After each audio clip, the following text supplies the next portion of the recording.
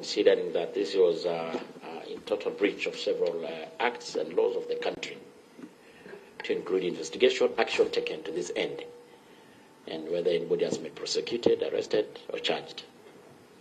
So back to you. Thank you very much, Honorable Chair. Honorable members, let me start by stating that what happened on that day is barbaric. It's unacceptable. It is criminal, to say the least. And that should never, ever happen again in our country. Never. Honorable Chair, this happened while I was in Nigeria on an official assignment. And immediately when I got that information, I did direct the Director Criminal Investigations to immediately commence investigations on that matter as a matter of urgency.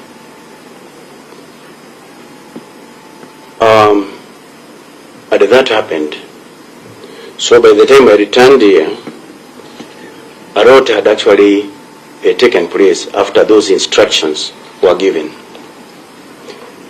Honorable Chair and honorable members, today, this Monday, if it were not for this matter, myself and the DCI, we were supposed to head to Samburu County to oversee matters affecting security in that county. Mr. Masegeri, the DIG responsible for the Administration Police Service, was supposed to go with the Commandant of GSU, visit the counties of Isiolo and Marsabit, where we have an ongoing operation, a very, very critical operation, that is assisting us a lot in terms of pushing away the Oromo Liberation Army remnants who have been in those areas for some time, and they have been involved in a lot of criminal activities, including the contrabands,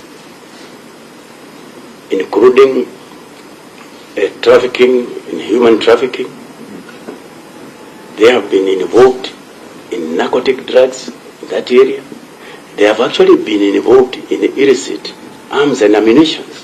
So that's the reason why we have mounted a very specialized operation in that area. And that is what I wanted Mr. Masegeri, together with the Commander GSU, to go and review the progress that we have done. But because of the happenings, here we are today. Honorable Chair and honorable members, I will give an overview of those issues. And then for question number 1 and question number 2, the DCI will be able now to come in and answer on them. Then I will be able to pick on question number 3 and question number 4. And among it stars here, the two DIGs can also come in if there is a matter that they can be able to come into. So in response to the Departmental Committee on Administration and Internal Security to appraise the committee regarding police action on the recent illegal dumping of garbage at Steamer Plaza, an overview of the incident. The National Police Service indeed received information on February 24th, 2025 at approximately 0800 hours. Nairobi County enforcement officers, drivers... Just clarify that one. Which date or which time? 0800 hours. That's in the morning. On 24th. 24th is Tuesday or Wednesday? That Wednesday. Just go 24th, eh? On 24th of February. Okay. The Nairobi County enforcement officers, drivers, the revenue clerks, and other staff, without any justifiable cause, dumped garbage at the gate of Steamer Plaza, which hosts KPLC offices and other commercial tenants, cramped several Kenya Power and Lighting Company motor vehicles, and blocked the entry and the exit points using 5 Nairobi County government garbage collection lorries. And as a result, the KPLC customers were unable to access services at the company's headquarters in Igara. During the incident, 2 KPLC staff members, Barbara Wachira and David Mauti Kiarago, were arrested by the Nairobi County enforcement officers and later released without being preferred for any charge under the Nairobi County bylaws. Additionally, it was reported by David Mauti Kiarago that he was robbed of 3,000 Kenya shillings at a Cycle 5 wristwatch, valued at 15,000 shillings. The incident occurred, as I have said earlier, while I was out of the country, but I was able to give instructions. I immediately directed the Director of Criminal Investigation, the DCI, to promptly initiate investigations with the objective of prosecuting any individual found culpable of any offences related to the matter. I therefore wish to submit the following responses to the questions raised by the committee. Chair, honorable members, as I have indicated there earlier, for question number 1 and question number 2, I would wish to call upon now the DCI to come in and deal with them, if it is acceptable, Chair.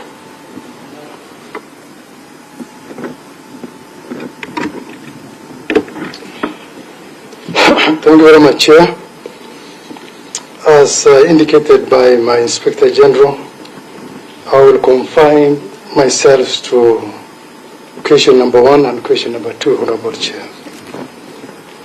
As regards to question number 1, it is true that the incident was officially reported at Paglas Police Station by 3 KPLC officials, named Honorable Chair, Anthony Jaka Muganda, Ms. Barbara Wachira, and Mr. David Mauti Kiriago.